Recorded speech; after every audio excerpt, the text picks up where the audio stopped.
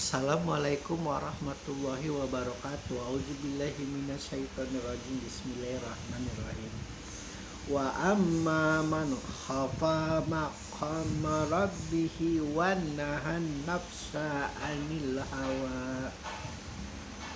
Adapun orang yang takut kepada kebesaran Tuhannya dan menahan diri dari keinginan hawa nafsunya. Sekali lagi, Al-Quran adalah memberi peringatan dan kabar gembira ketika Allah memperingatkan bahwa adapun orang yang melampaui batas, maka neraka jahanam akan diperlihatkan kepadanya, dan pada hari itu manusia teringat apa yang dikerjakannya. Setelah Allah memberi peringatan kepada manusia, lalu Allah memberi kabar gembira. Adapun orang yang takut kepada kebesaran Tuhannya dan menahan diri dari hawa nafsunya, Allah tahan dulu sampai di ayat ini. Suatu hal yang pembeda antara kita dengan hewan, dengan tumbuhan, dengan makhluk yang lain adalah akal ini mampu memberi hukuman. Akal ini juga mampu memberi penghargaan atau pujian. Hanya akal yang mampu, yang lain tidak. Seekor kucing tidak memiliki perasaan untuk memberi penghargaan, memberi pujian, memberi hukuman kepada sesama kucing. Yang ada hanyalah insting untuk melindungi anak-anaknya, insting untuk mencintai, menyayangi anaknya. Namun tidak ada ketika seseorang itu, seekor kucing itu lebih lapar dari anaknya. Tidak seperti manusia. Manusia dengan perasaan kasih sayangnya akan mendahulukan anak-anaknya untuk makan dahulu. Maka itu perbedaan antara manusia dengan hewan. Jangan sampai terbalik. Jangan sampai kita lebih rendah dari binatang, karena binatang lebih paham tentang arti cinta, kasih sayang, dan perlindungan. Namun bisa dipastikan para hewan itu tidak ada itu istilahnya tiap tahun dia mengadakan binatang tahun ini gitu, nggak ada. Atau tiap di sebuah perkumpulan, taruhlah hewan yang berkelompok adalah gajah, tidak ada. Gajah memiliki kodrat bahwa ketua kelompoknya adalah wanita yang paling tua, yang berkelamin perempuan yang paling tua di kelompok itu. Meskipun itu mungkin dalam tabiat, kita tidak tahu tabiat gajah, tingkah laku gajah yang baik dengan yang buruk itu bagaimana, kita tidak tahu. Tapi ada insting, siapapun kelompok di situ, perempuan yang paling tua, maka dia adalah ketua kelompoknya. Itu pun hasil dari manusia, observasi, penelitian yang bertahun-tahun akhirnya ditemukan tingkah laku, perilaku hewan. Namun tidak ada itu istilahnya. Tokoh perempuan ini, yang gajah ini, tertoreh namanya, menjadi pahlawan yang akan hidup namanya hingga berabad-abad, hingga berjuta-juta tahun, tidak ada. Hanya manusia. Untuk itulah kenapa orang yang tidak meyakini adanya pahala yang terbaik surga dan adanya pahala yang terburuk yaitu neraka, maka bisa dipastikan bahwa dia hampir tidak berakal. Dia menyampaikan akalnya, padahal dia berperilaku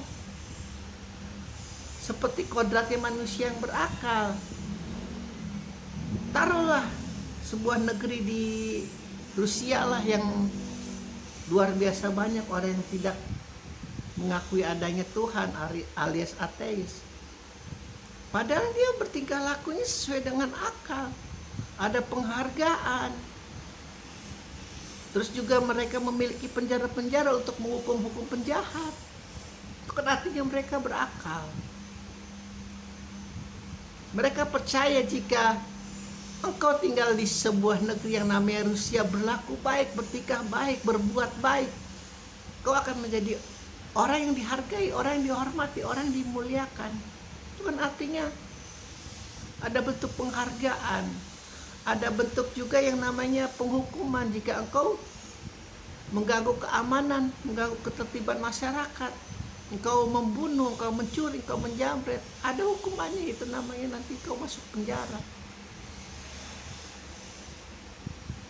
Secara insting kemanusiaan yang berakal yang diciptakan Allah mereka punya. Namun mereka menyampingkan logika dasar bahwa manusia itu pasti memiliki akal yang akan melakukan sebuah penghargaan ataupun sebuah penghukuman. Jadi adanya surga dan neraka itu bukannya tidak logis, sangat logis. Justru mereka yang menyampaikan adanya surga dan neraka itu mereka yang tidak logis. Mereka sangat tidak logis.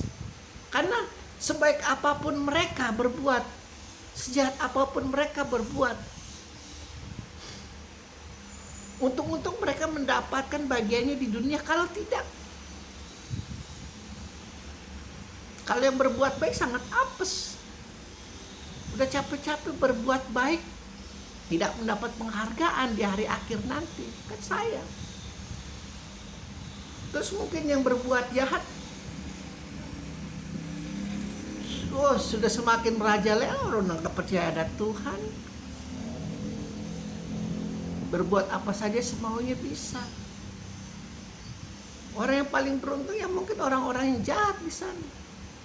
Tapi kan mereka memiliki kondisi di mana tidak bisa. Kalau penjahat ketangkap ya harus dihukum begitu. Logika dasar. Orang yang menyampaikan adanya surga, orang yang menyampaikan adanya neraka itu tidak memiliki logika dasar. Tidak manusiawi. Tidak manusiawi. Hidupnya hanya berdasarkan nafsu. Makanya Allah mengatakan, adapun orang yang takut kepada kebesaran Tuhannya, kebesaran Allah, dan dia menahan diri dari hawa nafsunya,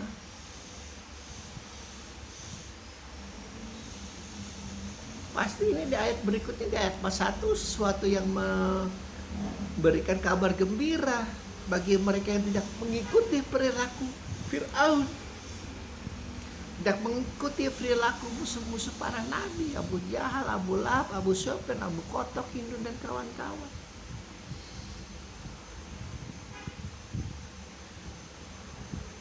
Jadi sekali lagi,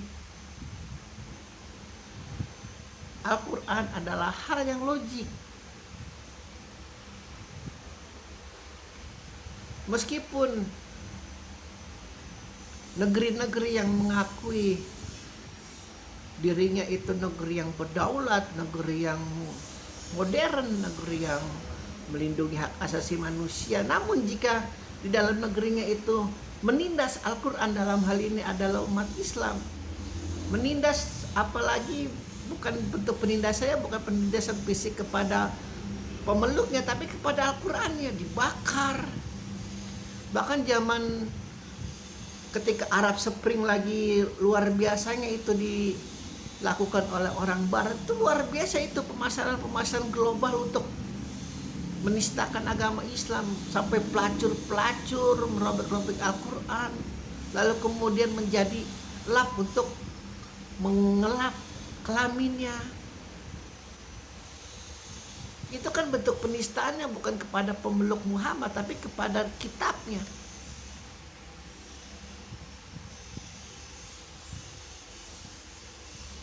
Itu akibat permasalahan global. Kita kalau secara harfiah melihat itu kelakuan pelacur luar biasa bangsa, tapi kita lihat tilik di belakang itu ada permasalahan global untuk menghancurkan nama baik Islam. Alhamdulillahirabbil alamin.